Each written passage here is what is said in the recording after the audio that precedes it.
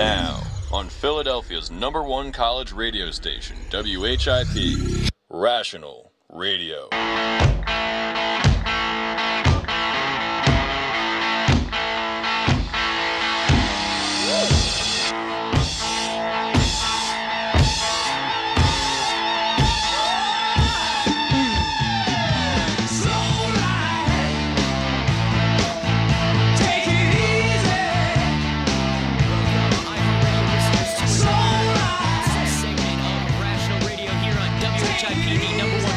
Station in the city of brotherly love.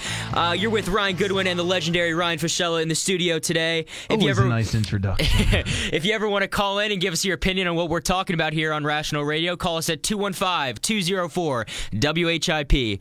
And we got a great show for you guys today. Really good show. Lots in the news, and we're just going to dive right into it.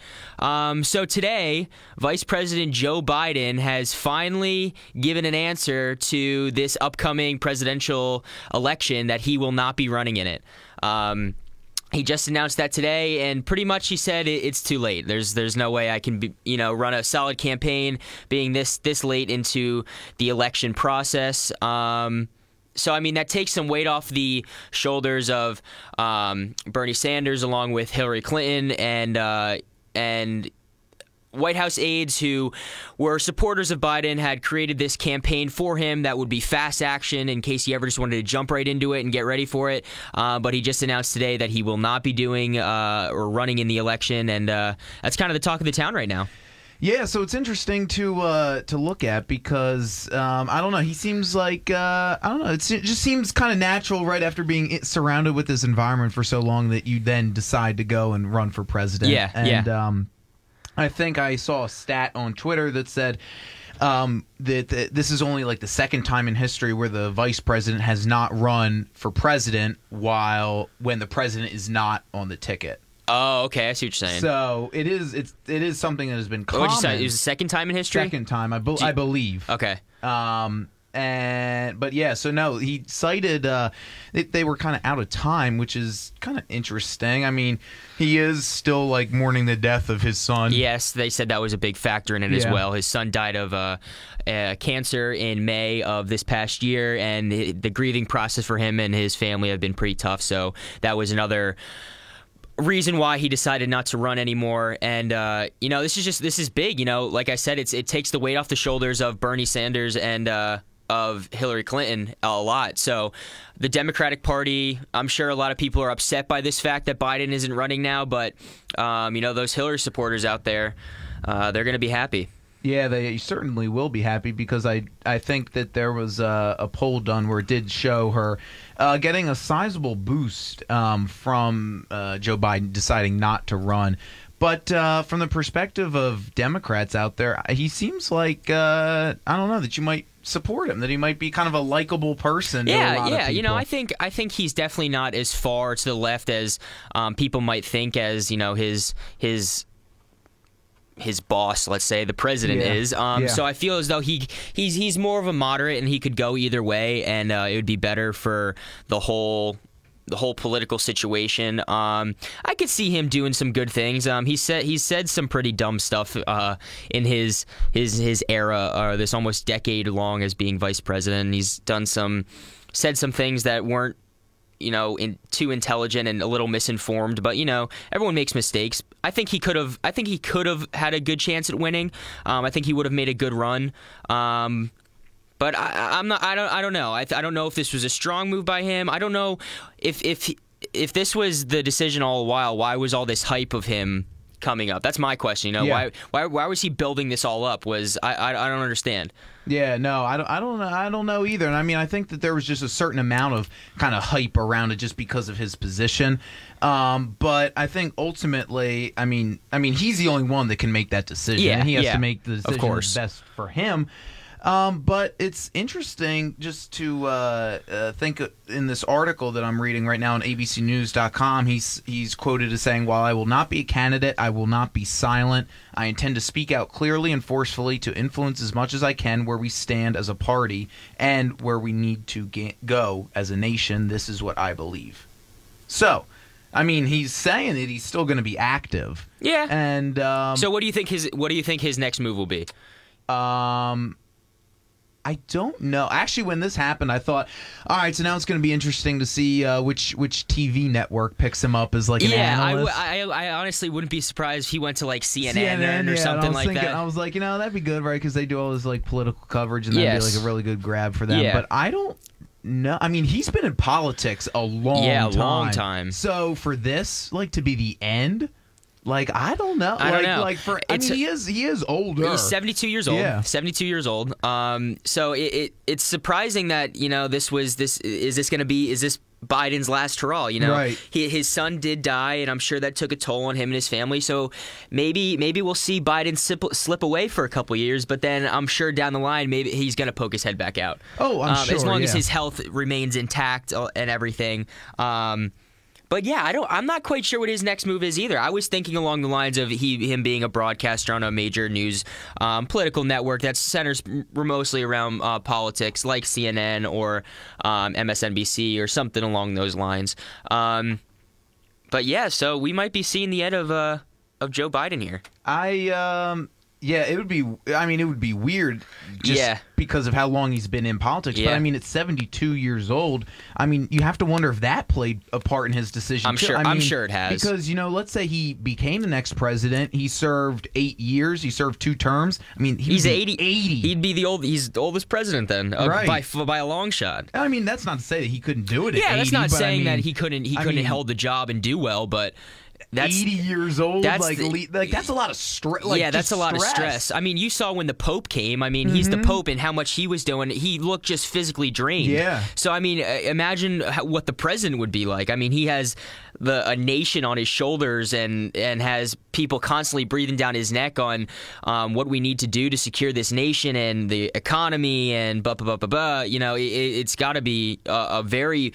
I mean, you've seen Obama. You've seen pictures before he came into office and then pictures after he came into office. It looked like he walked through a nuclear war zone. It's ridiculous how much you could see he's aged in the 8 years. It's ridiculous. Yeah, no, it's definitely crazy to see, and I mean, just as you get up there in age, it becomes harder. I mean, think about it though. If he wins one term, then he has to campaign all over, and then that's a whole nother thing. Like, you're on the road and you're trying to win an election. Yeah. I mean, you're on the road and you're trying to control the country. Yeah, but then you also have to think along the lines of, if he does win for the second term, you have to think who is he going to elect as or have put on the ticket with him as vice president? Because once you get up in that age, you have to start worrying, is his health going to become an issue? And if he leaves, who's going to fill his spots? Right. So then the vice presidency is going to become an even more desired job, an even more important job when you're successing someone of that advanced age. Yeah, no, definitely. I mean, so I would definitely think his age played a major part in it, along with other factors as well. Yeah. I wonder, though, if he were to run for president, if he would be able to distinguish himself from Obama's record. Yeah, I could see what you're saying. I wonder if he'd be able to do that too. He was so caught up with the whole health care reform and all that. What would he do with that if he were president? Would he? Yeah. And would that make it like an easy target for Republicans coming at him, just saying, he's just going to advance the same thing that we've done, and then make it harder for him to kind of say, no, I am my own person, and while I was vice president here, I'm going to do things differently. Yeah, but I don't know. I mean, maybe he'll be like a political consultant or whatever to the White House, White House aide, something like that. Something like that. Here's a plot twist, maybe.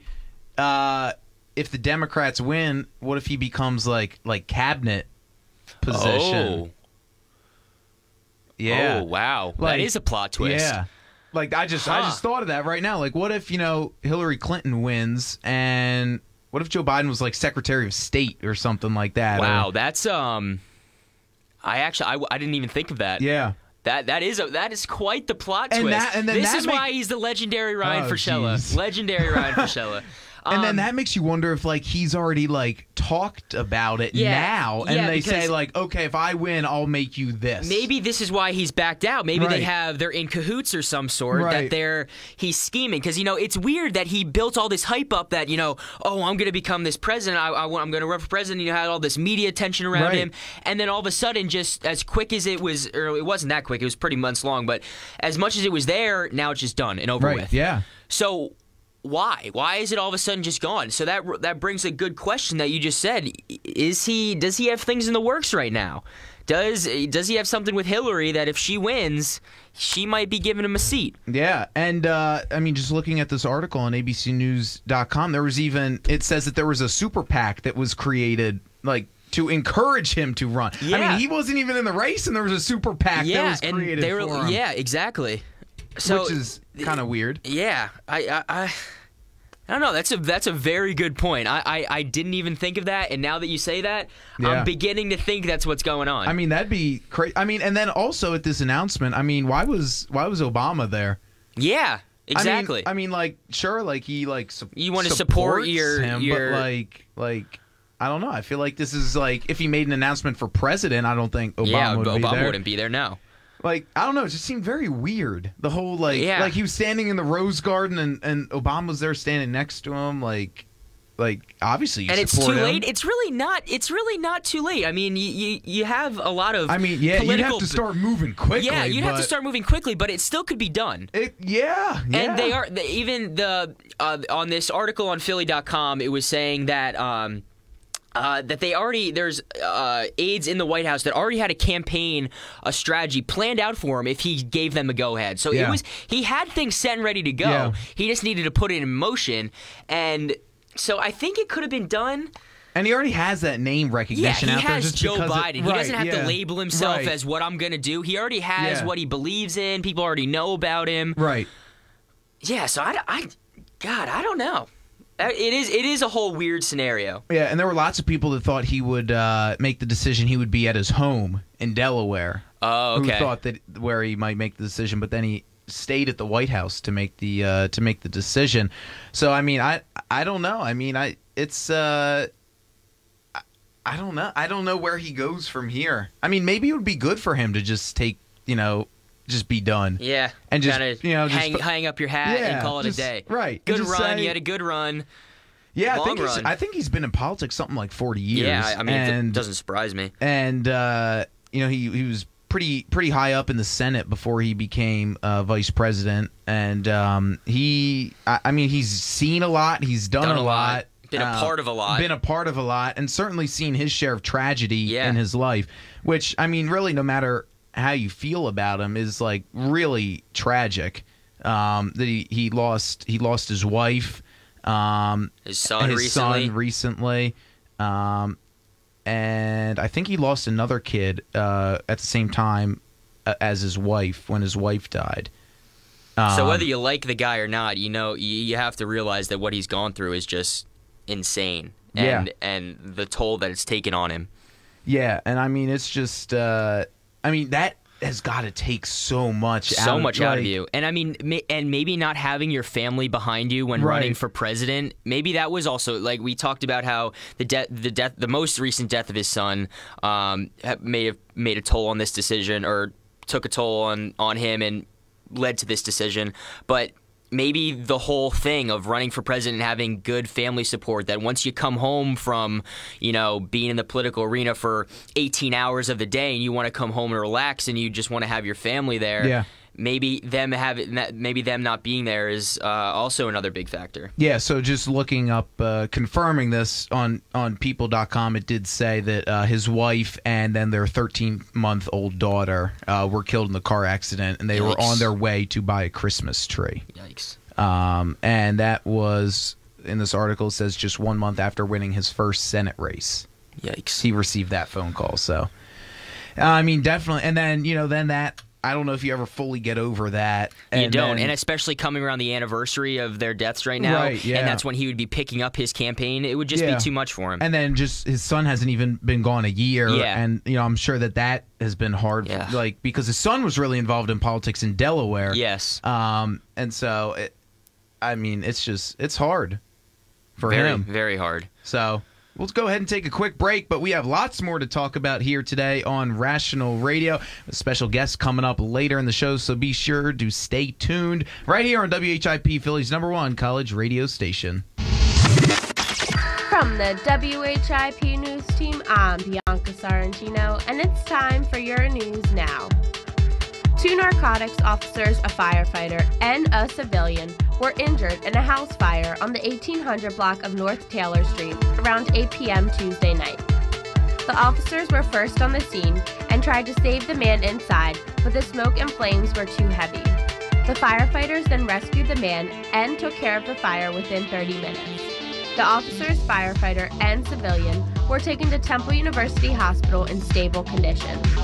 Officers are still unaware of what caused the fire. 2 people were injured from a double shooting in the Tioga section of Philadelphia.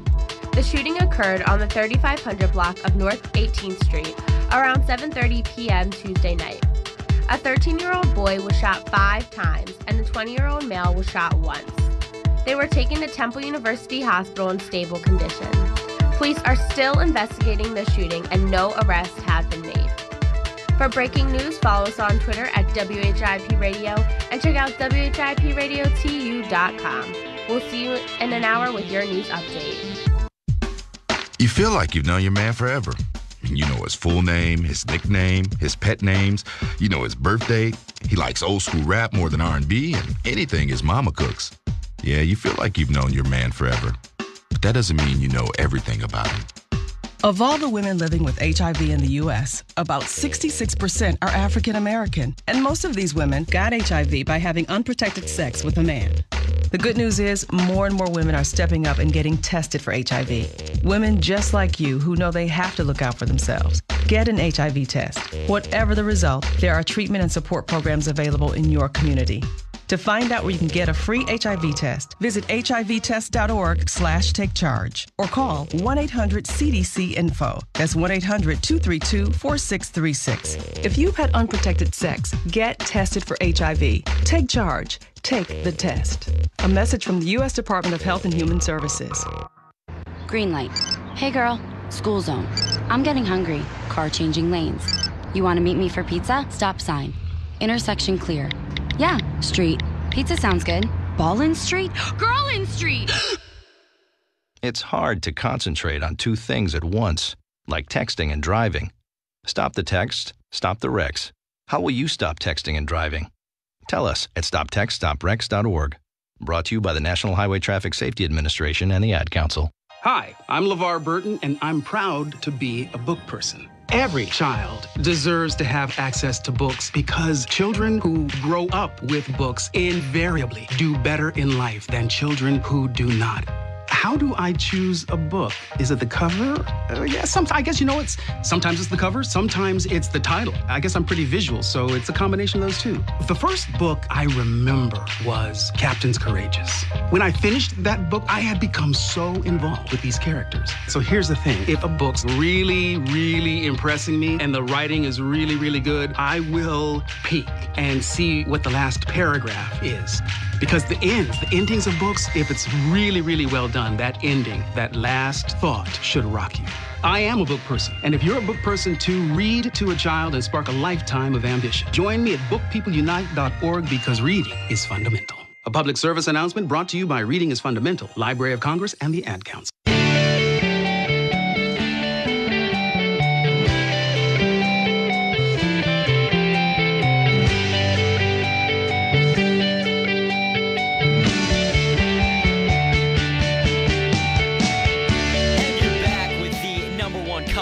Station in Philadelphia on the iHeartRadio app. You're listening to Rational Radio with Ryan Goodwin and Ryan Frischella, and we're about to dive into our next topic. Canada's in the news.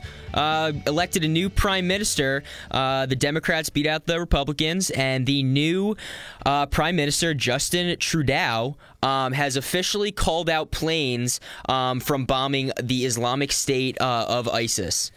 Yeah. So big news. Yeah, there's some big news there. Both in them, the liberals defeating the conservatives, and also kind of a shift in policy that we've seen now. And so they weren't really a huge part of the like coalition. Yeah, they weren't like us. I mean, they're not a huge presence. Yeah. But now they're saying, according to this article in the Washington Post, that they may have warmer relations with the Obama administration than the current prime minister. Oh, well. Let's see what happens there.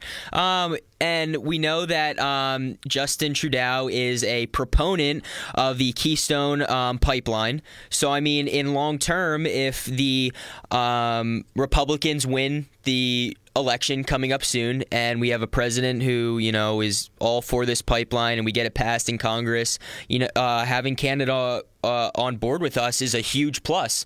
It's going to bring, we'll be able to get it done a lot more efficiently, a lot more quickly, I believe. We wouldn't have to fight with them on showing them the plus side to it all. And it would just promote both economies, I feel, being able to build the pipeline from Alaska down through Canada to the continental United States will be huge for jobs. It'll do great things for the economy, maybe help us pull us out of this slump a little bit. So I think it's a great thing that our administrations now will be on a little better of terms. Yeah, hopefully, and hopefully we see a little bit more cooperation, especially, I mean, because they are like the neighbors to the north. I mean, we do, you know, we share a continent with them. It's not like there's an ocean. We share a border with them, so it's kind of important that we're friendly neighbors. Yeah, and so the current Prime Minister, Stephen Harper, according to the same article, apparently was skeptical of the Iran nuclear deal and sharply disagreed with Obama over the Keystone pipeline. So now we see, you know, maybe where there was some friction, you know, maybe now that there'll will be some smoothed over. Yes, exactly. It might be sanded out and a little smooth. Yeah. Well, that's good. That's good news. Well, back to the ISIS pulling out the troops and their planes. Trudeau has promised that he will be sending extra military trainers to help develop Iraqi security forces. Which is also something that the United States has focused on a lot in that region. This is according to the Washington Post article on this subject, and which is good. You know, I feel as though that training the natives over there and things like that is just as good as bombing. I mean, it may take longer, and it may not be as quick, but in the grand scheme of time, in the long run, I think that's going to be good for the Iraqi security. I think it's going to make them a little more self-sufficient, not reliant on other outside forces as much.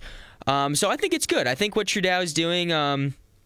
I hate ISIS. I hate what they do. I hate what they stand for. That's good. I would have, had a real issue if you came on this thing and said, I love ISIS. I hate what they do. I wish that they were wiped from this earth by one giant nuke, but obviously that's not the humane thing to do. But I get what he's doing. He doesn't want his country, him rolling into a new administration, doesn't want to have that hanging over his head. So I get what he's doing. And another thing, he's vowed to legalize marijuana. I was just going to say that. And, he's also vowed to legalize marijuana. Canada, the Canadians are going to be liking 420, that's for sure. So I think this is interesting, too, because if he's vowing to legalize marijuana, like this is like all of Canada. All of Canada. That's all big. Of Canada. You know how many people are going to be from the United States are going to be rushing that border to get over there and get what they want? I don't know if that's actually legal. If you go there and bring it back across the border. There's always ways. There's always ways. Oh, I mean, there's always ways for Shella. Yeah. I mean, hey, whatever. Maybe, our guest that we're having on later in the show, he'll probably tell you he'll disagree with that. But, yeah, in that same sentence, he's saying that he wants to take on more Syrian refugees. So what I've always thought about this is being very interesting is, so we see the Syrian refugees going from Syria to Hungary, right? And then into the European Union. Yes. How are they going to get to Canada or the United States? I assume they're not bringing, lots of money. How are they all just going to get on a plane? I mean, they're certainly not, putting them on a ship and sending them over here. I honestly don't know. I don't know what their plans are going to be there. All these countries, they're saying, all right, the United States needs to take in more refugees and Canada needs to take in more refugees. Well, how are they going to get here? Is someone going to pay for them to come here? Or are we going to pick them up on military planes? I honestly I think that's what they would have to do. I mean, right? Well, I mean, these people, they're not going to have money to get here themselves. And I don't think where they're at right now they have like internet access, no, where they can like say, all right, everybody line up over here. We're going to buy our plane tickets. Yeah, that's not a thing. And I think they're going to have to do huge, almost armed evacuations of these huge C-130 planes and just filling them to the brim with refugees and bringing them over. I guess I don't think that's the best way to do it, but I don't see any other alternative. Yeah. Well, see, then the problem is then what happens to them when they come to the United States? Yeah. Because if they don't have anything, what are they going to start with? Right, and they're going to come here. If they can't get into a shelter or something, then they're just going to become homeless. They're going to be on the street and doing God knows what. Right, and then so that doesn't really help anybody. No, it doesn't help anybody. So I mean, Germany, it looks like had a pretty good, they seem to be pretty welcoming for the most part. Yeah. But then they just kept coming and they said whoa, we got to we have to calm down. Calm down with this a little bit. Yeah. But yeah, you're right. It brings up the question of what do these people do when they get to America? Yeah, we're the land of the free and the land of opportunity. But if you have nothing to start with, no credentials, especially in today's workforce, that's kind of hard to do if you want a well-paying, good job. I mean, yeah, you can always go, listen, I have the most respect for anyone who gets up in the morning, no matter where you work, that you get up every morning and you go to a job. I have the utmost respect for you. I'll never criticize you for what your job is, how much you make. As long as you have the will to get up in the morning and go to work each day, I will respect what you do. And I'll never criticize you for where you work or what you do. So if this means that people have to go and get a job at, a McDonald's, a fast food place, that's what they're going to have to do. And then you work your way up. That's what America is. You get here, you start out low, and you work your way up. And that's the American dream. So is the American dream still alive today? For me, I think personally? I think, yeah. I still think it is. If you put in the hard work, the American dream, of course, is still real. I feel as though today, though, all people want is handouts. They want gimmies. We had a guest on Friday who said that everything, it was like a sweepstakes, that we were just giving things out at the Democratic convention, or the Democratic debate. And it was like everything was like a sweepstakes. We were just giving things out for free. And I feel that's what people want nowadays. They just want, they want it easy. They don't understand the value of hard work anymore. And I was brought up, my family, I was from the first day I can remember, my dad always said a firm handshake and good eye contact is going to take you far in life, and hard work is also another key aspect of that. And that's got my father to where he is. It's got where my brother, where he is, where my sister is, and I don't understand why people don't feel as though the American dream isn't real anymore. We're in America. We have the opportunity to do what you want to do. As long as you put in the effort, you can do what you want. You can make your dreams happen. As Shia LaBeouf says, make your dreams come true. Yeah. So, but I mean, there are lots of people out there who would say, man, I disagree with you. It's been tough for me. I've tried. Look, I've tried to get up and go to work, and I've tried working minimum wage jobs, but it just hasn't, that no one's promoted me, and I've just been kind of stuck here. And then they're like, I can't do it. And I mean, the attractive welfare policy that's in place right now doesn't help the fact. Because it doesn't. When you can make more on welfare than you can working a job. Yeah, then what's the point of going up and getting up in the morning? But when it comes to those people who are working multiple jobs and who are trying their best to make ends meet and put food on their table, those are the people that deserve this welfare program that we have. They're the ones who deserve it because they're out there doing the best they can to provide for their families. But the people who are not, like you said, just sitting around and collecting their welfare checks, they don't deserve that. They don't deserve anything that's given to them.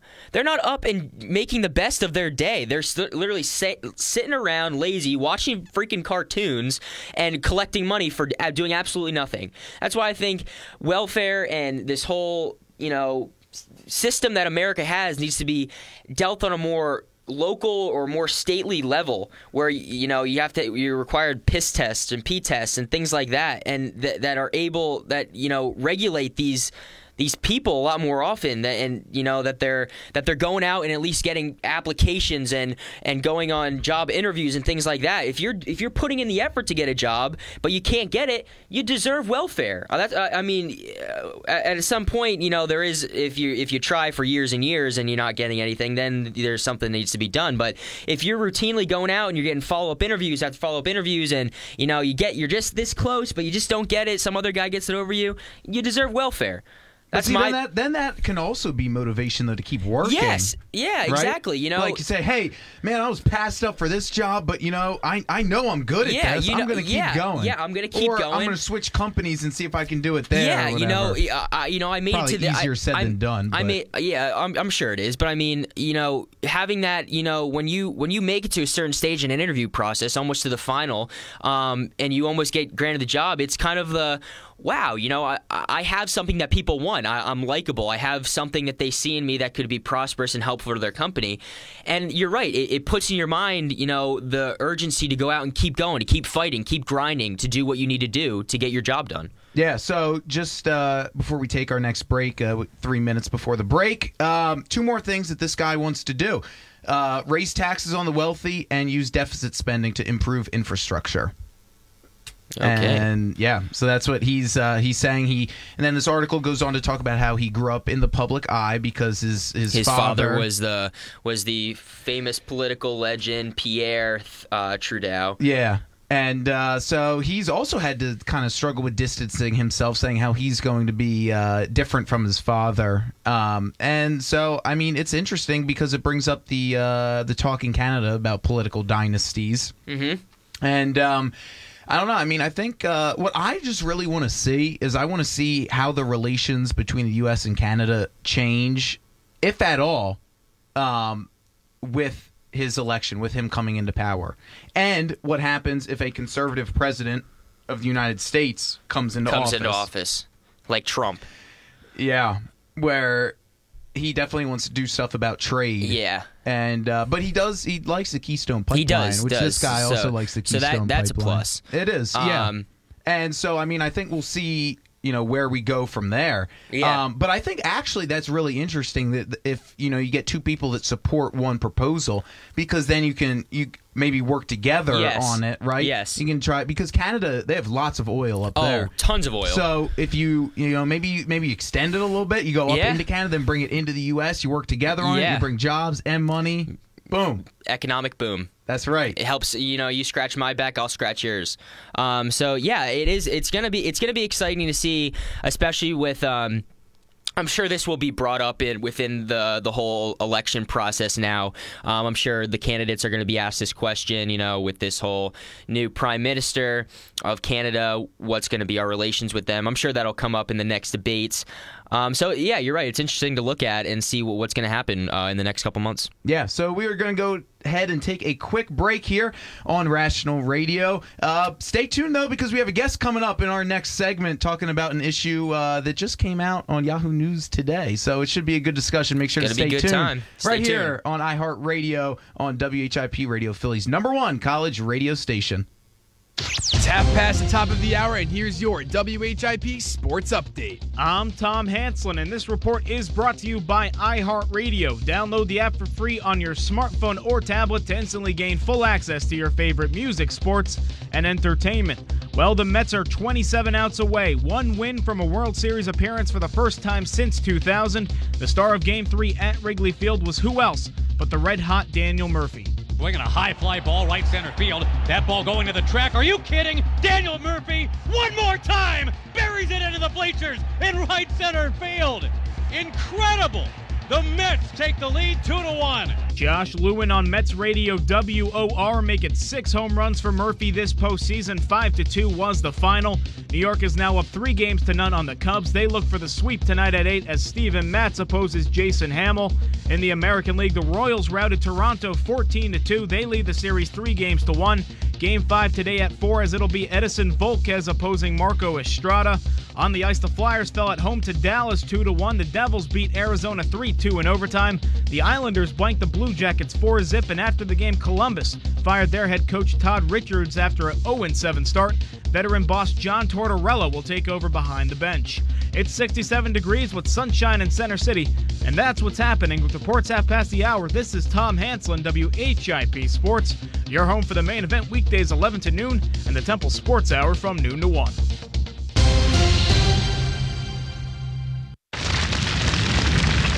Wildfires burn millions of acres each year. And each year, wildland firefighters like Fire Chief James Hall battle to contain them. But they can't do it alone. A single ember that escapes from a wildfire can travel more than a mile. It can ignite and destroy your home, your community, or more. That single ember can be just as dangerous as the wildfire itself. But you can do something firefighters can't. You can act now to prepare your home and your community for wildfire. You can reduce the risk. Do your part. Go to fireadapted.org. Get Fire Adapted. Learn what you can do now to reduce wildfire damage later at fireadapted.org.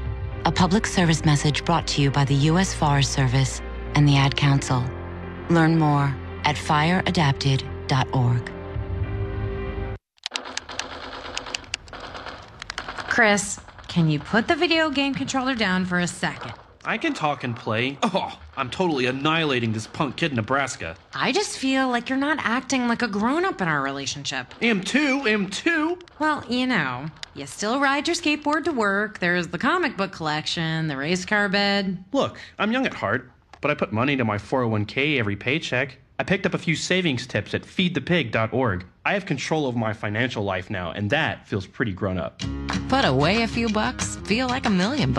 Putting some money from every paycheck into a savings account or contributing to your 401k can make a big difference later. For free ideas and easy tips on ways to save, go to feedthepig.org. That's feedthepig.org. So, I bet I look like a grown-up to you now. Well, except for the footy pajamas, I'd have to agree. This message brought to you by the American Institute of Certified Public Accountants and the Ad Council. Hi, I'm LeVar Burton, and I'm proud to be a book person. Every child deserves to have access to books because children who grow up with books invariably do better in life than children who do not.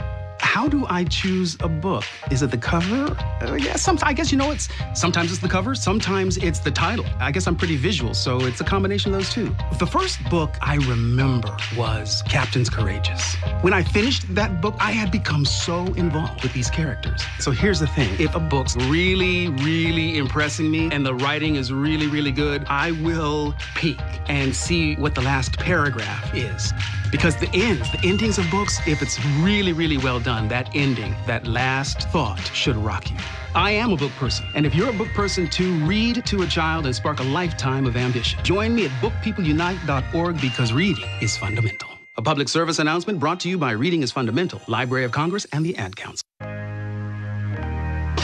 All in together now. We can make it better now. Come on, can we do it? Yeah, you know that we can. We'll rope it up. Cause we know how to jump. We'll roll it out. Cause we know how to skate. We'll cut it down. Cause we know what to eat. We'll swap it out. We eat healthy stuff. Can we do it? Yeah, you know that we can. Can we do it? Yeah, you know that we can. Yeah, well come on. Today's a good day to grab your kids and hang out with them for an hour. Dance, walk, play a sport, or cook a healthy meal. Because just moving a little and eating better every day can help make you and your child healthier. Can we do it? Yeah, you know that we can. We'll ball it up. Cause we know how to hoop. We'll mess around. Cause we know how to play. We'll drop it down. Cause we know how to dance. We'll veg it up. Veggie night and day. Can we do it? Search We Can online to find doable tips and activities that you can use every day to keep you and your kids healthy. Remember, that's We Can. A message from the Ad Council, HHS, and NIH's We Can program. Hey, this is Wendy Rollins, and you're listening to WHIP.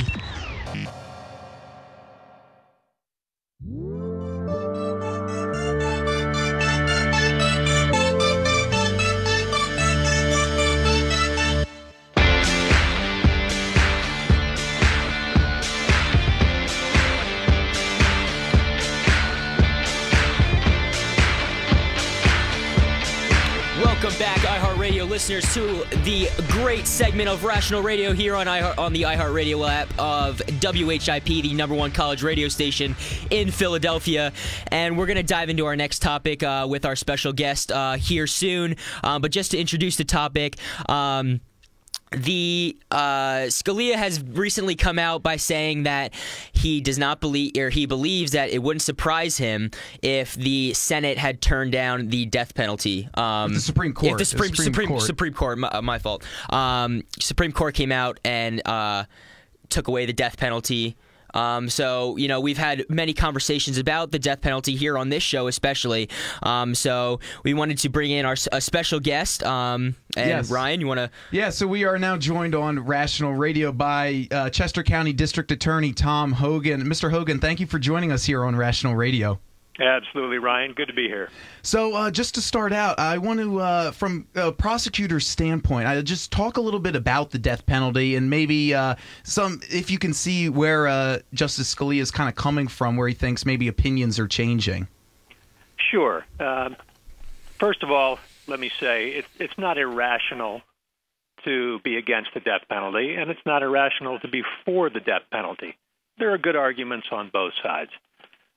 However, what Justice Scalia is talking about is a very individualized issue, which is he believes that Justice Kennedy, the swing vote, may decide that he is against the death penalty, at which point the Supreme Court would be 5-4 against the death penalty. And what the liberal justices have been talking about is that, in their opinion, according to evolving standards of decency, that the death penalty should no longer be accepted. Now, at a fundamental level, this notion of evolving standards of decency is not something that judges get to decide. Evolving standards of decency in a democracy is left up to the voters. That's supposed to be left up to the legislature.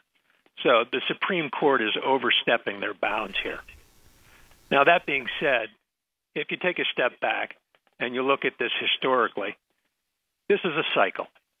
The Supreme Court has struck down the death penalty previously. And what we're really looking at here, if you look at this historically, is we're in a cycle here where people are arguing that we should legalize marijuana and other drugs and that we should strike down the death penalty. That sounds suspiciously like the end of the 60s and the beginning of the 70s. Yeah, exactly. So what will eventually happen here is that you will get some very bad cases, and people will be reminded about why the death penalty exists and why, in some cases, it needs to be used. Yeah. So what you're saying, District Attorney Hogan, is that if this is done away with by the Supreme Court, within a few years, American citizens will be reminded of why that we have this in place. Is that what you're saying? Absolutely. And when I go out and talk to groups who want to talk about the death penalty, I'll give them some facts from real cases and ask them whether they're for or against the death penalty. I'll say, would you apply the death penalty in this case? And I'll say, all right, let's imagine somebody breaks into your house and tortures and kills your wife and children. And it turns out this is the 7th house that this guy has done this to over the last 5 years. And people say, oh, no, that guy's got to die. And we have a 5-year-old. And the 5-year-old's father tortures and kills the 5-year-old. What do you think should happen? And they're like, oh, that guy's got to die. Yeah. Yeah, exactly. He has to be put in the ground. Fundamental Islamic jihadists who are in the United States and who want to do harm to the United States. And they end up setting off bombs and killing 30 or 40 United States citizens. And people say, oh, no, that's where the death penalty should apply. And they're right. But you need to be much more selective about when you use it. I agree with death penalty opponents that prosecutors have overused the death penalty. When we apply the death penalty in Chester County, we limit it to, one, it's got to be an area where legally the aggravating factors trigger a potential death penalty sentence. But on top of that, our policy is there have to be 3 other factors. One, there has to be overwhelming evidence of guilt, because I don't want to hear anybody arguing 20 years down the line this person might actually have been innocent. Yeah. 2, it has to be somebody who did something truly horrific. And we had a death penalty case a couple years ago where a guy killed and chopped up a 16-year-old with chainsaws. and then that's just chopped gruesome. up a couple of dogs to cover up killing the 16-year-old. Then he disposed of the 16-year-old's body in a land site, and that family has never even found the body. And he got the death penalty. And then the third factor is it has to be a really bad person, a person who just cannot be salvaged in any way. And that means we very seldom apply it when we're looking at a 17, 18, 19-year-old killer. We're applying it to people who are usually experienced criminals. Wow. Yeah, there's just some sick people out there that I 100% agree with you that there's just no way that they can come back from what they've done. Their life has been riddled with crime, and that's all they know, and that's all they're going to resort to if they ever come out of prison. So I 100% agree with you. There are certain people out there that you can't save them, and in some cases I think that they need to meet the death penalty. I don't agree with the personal method. I think it's too expensive that we've been using. I think it'd be a lot cheaper if we brought back the firing squad, things along that lines. But yeah, I think Ryan had another question about the appeals process. Actually, I wanted to go back to something that you said earlier, Ryan, is that, Mr. Hogan, do you think that the process that we have now for administering the death penalty is the process that we should stick with? Like if that's the best method possible? This is just a silly portion of the debate that's been created by people who are fundamentally philosophically opposed to the death penalty. They are saying that the way we are executing people is inhumane. These are the same people who argued that hanging and that firing squads were inhumane.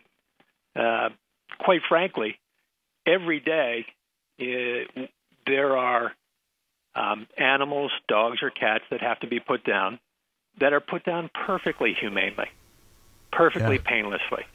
And doctors will tell you that there are plenty of ways to painlessly put down a human being, particularly a criminal. And so there are plenty of easy ways to do this. Unfortunately, we have people overdosing on heroin and prescription drugs every day, sort of imposing their own death penalty. So what has happened is people who are trying to muck up the process of the death penalty are trying to create as many impediments as possible. So there are plenty of drugs out there that could be used effectively and economically to do this job. Also, with Governor Wolf coming out with this moratorium of the death penalty, what do you feel about that? How do you feel about that? What he did was unlawful. He knows that it's unlawful because he's now trying to reconstitute it as he did something else. If he would have taken each individual case and said, I am looking at the merits of these cases, and I am deciding in this particular case to grant debt, then he'd be allowed to do it. But you cannot simply say, I am granting a moratorium against the death penalty for everybody. He is overstepping constitutional bounds. And unfortunately, I'm seeing this more and more by various governmental entities and people in government where they're saying, you know what, I'm going to decide what law is right, what law is wrong, and which law we should enforce. And what if all of a sudden I decided in Chester County, you know what, I'm the Chester County DA. I'm no longer going to enforce the law of rape. Yeah. And I can do that, but that's crazy. I can't do that. The legislature says rape is against the law. And by the way, I would never do that. But that is the equivalent of what some of these folks are doing. So you're seeing both our governor and our current attorney general who are deciding what laws they like, what laws they don't. And those are the laws they're going to enforce.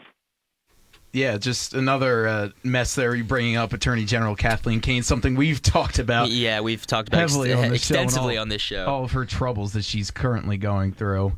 And I don't know, in Chester County, have you seen was there a point where there was a gradual decrease of application of the death penalty, or has it always been a very kind of strict, methodical process of when to use it? No, it has gone up and down according to who the district attorney is. When I came into office, I thought that too many cases had the death penalty applied to them. So I de-deathed a whole series of cases. And as a matter of fact, the Philadelphia District Attorney, Seth Williams, did the same thing. When he came into office, he looked at a whole series of cases and said, yes, some of these are appropriate for the death penalty, some of them clearly are not. Yeah, and we saw, especially here in Philadelphia, back in the day with Lynn Abraham when she was district attorney, the just rapid rate that she pursued the death penalty here, just for all sorts of cases where she could find one aggravating circumstance to check off. But it's something interesting to discuss because this has been in the news a lot, Yes, and there it are has lots of people that are out there that are saying now Pope Francis coming out and saying that the U.S. should get rid of the death penalty. But there are these crimes out there that people say, oh, it's okay for this, but then not for this. Yes. Well, and if you want a really good example of how even liberals will apply the death penalty in the right circumstance, you just look at the Boston Marathon bombing trial. That was in the state of Massachusetts, which is one of the most goofily liberal states in the United States. But when they were presented, that jury of Massachusetts citizens, with the facts of that case and what the remaining Tsarnaev brother did, the people of Massachusetts, decided that the death penalty was appropriate. Yeah, he did.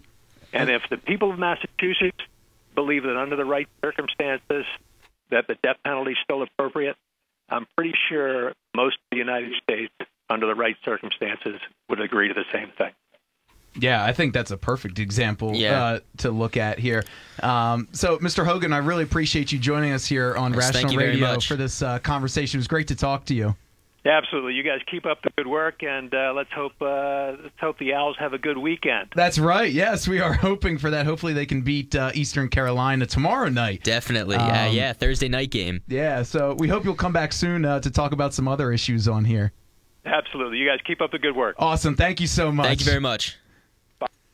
All right, so that was great. I mean, everything he said was just so spot on and true. Love the example. Love the example. Love it. Love the example he just gave to us. I mean, it was just perfect. I mean, there are people out there who pick and choose what laws they want to follow, and this is one of them. This is one of those laws that people are, well, it's wrong, but in this case not so much. I kind of agree with it. No, it's either you believe in it or you don't. So pick a side, all right? Yeah. That's right. Yeah, why can't we decide on this? Yeah, like it's either you believe in it or you don't. Pick a side. It's not in this scenario I believe that we should do this. No, you pick a side and stand with it. Right. Well, then how can you criticize anything? Yeah, because you can't. In 5 years down the line, let's say a Boston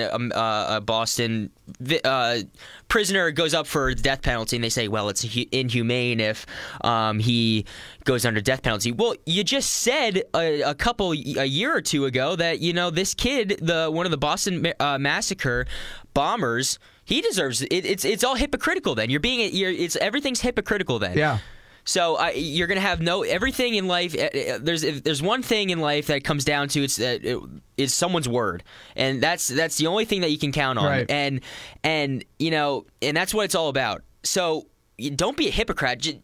Just stand on one thing. Yeah. Be proud of it. Stand behind it, and don't waver. Yeah. Like that's my thing. And I really think it's interesting how he broke down it's a cycle, because I really think that it is. It is. I 100% agree. This wasn't the case. 20 years ago. And how he's he kind of brought up it's almost like a mini 60s that's going on right now. In the 90s, marijuana was a big thing. People were smoking it, but they weren't pushing to legalize it. But here we are, 2015, and that's the talk of the town. Colorado, Washington State, everywhere. They're all talking about this right now. Mm-hmm. And everything is a cycle. It all comes around, and it all comes around again and again. And in 3 years down the line, this whole death penalty, this whole weed thing, it's not going to be around anymore. There's going to be another issue. It's probably going to be global warming or something. How about that case that he brought up? They chopped up animals with chainsaws. Yeah. With chainsaws. That guy is sick and demented. There's nothing can be done to rehabilitate that man except by putting him in the ground. There's chainsaws. And then people come out and say that they're against the death. Like he cut up animals with chainsaws. How could you possibly go and say that we need to humanely? Well, I mean, keeping him in prison for the rest of his life. That does nothing. It does nothing. The taxpayers are paying for him to stay there. They're paying him. They're paying a ridiculous amount of money for him to stay there. Yeah. We're giving the man a place to sleep, a warm bed to lay in at night, 3 square meals a day. He's medical giving medical if treatment. If he got cancer in prison, he would get treatment for that. He would be able to go outside, work out, have a good time, a couple with his cell buddies, do whatever they do out there. And this is a guy who has a better living in prison than half of innocent people out there in the world. Some people can't afford to have milk for their children in the morning for their cereal, and yet you have a guy in there who wakes up every morning, can have eggs and bacon, and be treated like a king. And this guy chopped up animals with a chainsaw. And you want to give him that privilege? That's a disgrace, an absolute disgrace. The family still hasn't found the body. Absolute, complete disgrace. This guy's sick and demented, and there's nothing more that can be done than to put him in the ground. A really powerful discussion here that we had for this last segment here on Rational Radio. We hope that Mr. Hogan will come back and talk with us again, because that was absolutely phenomenal. The insight that we got. Exactly. Now, before he was district attorney in Chester County, he was a U.S. attorney here in Philadelphia. So he has seen the whole spectrum. Yes. And he was an assistant district attorney in Chester County, so he's actually a line prosecutor trying some of these cases. So he really, now he's the one who's leading the team there, and makes me proud to be from Chester County. Yeah, there you go, man, representing. That's right. So that's all the time we have for today. But great show. Thanks for joining us here on Rational Radio on this Wednesday. Lots that we got covered today. We thank D.A. Hogan for coming on again for great insight, and we hope to see him again soon. That's right. So that'll just about do it for us. Hope you join us tomorrow from 3 to 4 right here on WHIP Radio, Philly's #1 college radio station.